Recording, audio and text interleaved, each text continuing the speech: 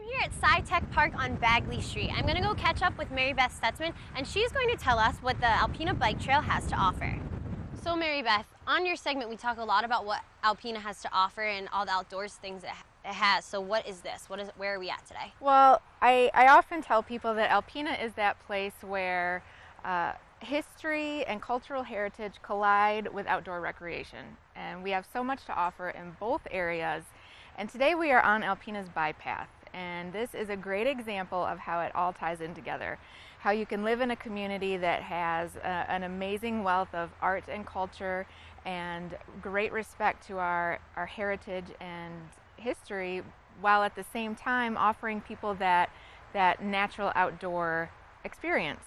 So Alpena's bypath is an 18.5-mile trail that goes all around the city of Alpena. And it first started to be developed in 1976 as part of a bicentennial project. And that's why it's called the bypath.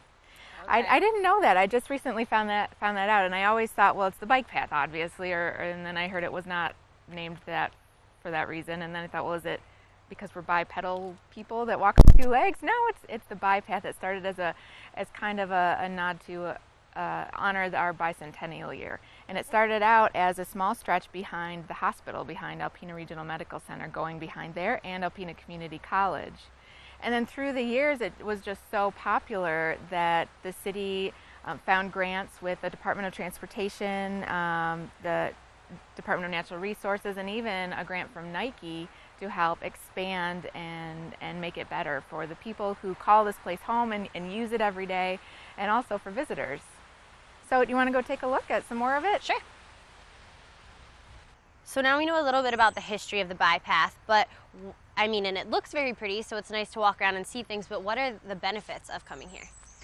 Well, there's a lot of ways you can look at it. Obviously, getting out and being physically active, we all know is important as human beings. Our bodies were made to move. We weren't made to sit behind a desk all day or sit on the couch.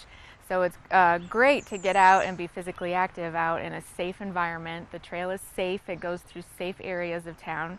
Not that we really have any bad areas, but it's all safe. People don't have to worry.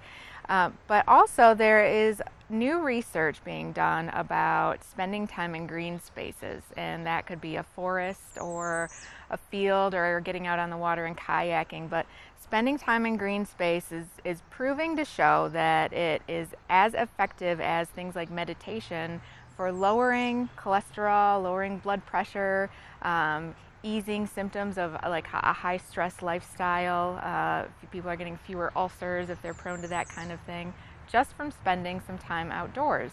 And this is definitely green space. Yeah, definitely green space, and Alpena has a wealth of opportunity for that. So I'm actually really excited about this research, and I'm interested to hear more about it. It's kind of brand new, so it's starting to develop, but I think that it speaks well for what the area of Alpena has to offer, both as a great place to live and a great place to visit. So now I know the bypath is not just used for walking, it's also used for biking. So if I were to hop on my bike and ride, where would it take me?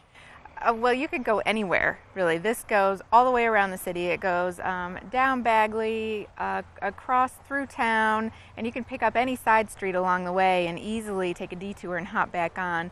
Go across down by the beaches, through the boat harbor, back along part that is called the Maritime Heritage Trail by the Thunder Bay National Marine Sanctuary building.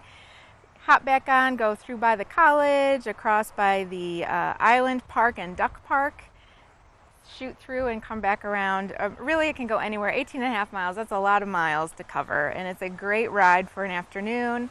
You could even start your day if you're willing to get up a little early. But it's not just for biking and walking. Those are the obvious uses and the most common uses, but it's really a great place to connect, a great place to go on a date, a great place to reconnect with your friends and family. You can pack a picnic lunch and eat along the way here along the riverbank. I've seen people out here fishing, just set up with a blanket along the river.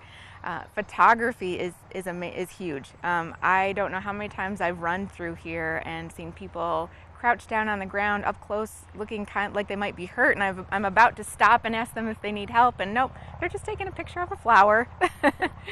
So it's really accessible, it's easy. You can come here on your lunch break and take a little walk and relax your mind, and then go back and take care of some business, and it couldn't be better.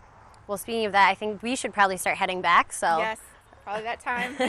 So now we know all about the bypass, so hopefully you and your family will hop on your bikes, walk your dogs, and come take advantage of all that this trail has to offer.